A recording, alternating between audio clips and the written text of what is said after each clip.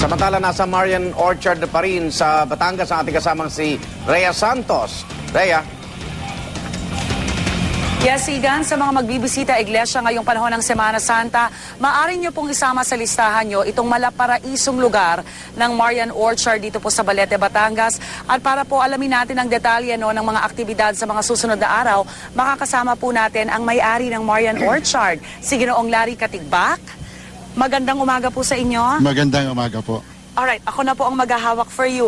Ano na po yung mga aktibidad na asahan po ng ating pong mga kababayan na pupunta ho dito sa inyong lugar? Normally, ang mga bisita nagpaparito for individual prayers, sometimes group prayers.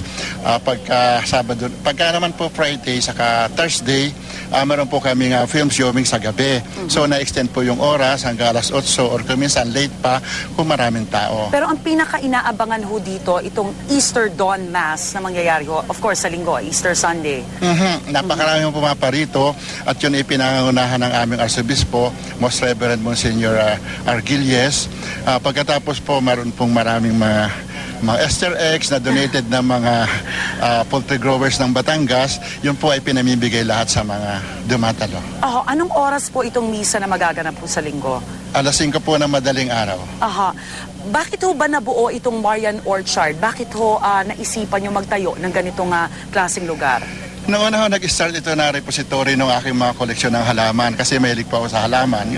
Ngayon pagta-travel ko sa abroad, nakita ko mga Pilipino mahilig kong maglakwat sa mga ganitong lugar, sa Guadalupe, sa France, sa Israel. Naisip ko po na pag sila pumaparito sa Pilipinas, di para may mapapasyala sila. Parang ibang mundo talaga para tayong nag-travel eh. Pati para po doon sa mga taga rito na hindi naman nakakapag-abroad. Mensahe lang po doon po sa mga dadayo dito sa inyong lugar. May mga bawal hubang dalhin? O bukas ito sa publiko o may bayad po? Wala pong bawal dalahin. Kapag dala sila ng pagkain, although may marami pong nagpaparitong mga concessionaire. At libre naman po basta may misa sa kanyang mga religious activities, libre po ang pasok nila dito. Ginoong Larry Katigbak, maraming salamat po sa inyo at magandang umaga. Salamat po.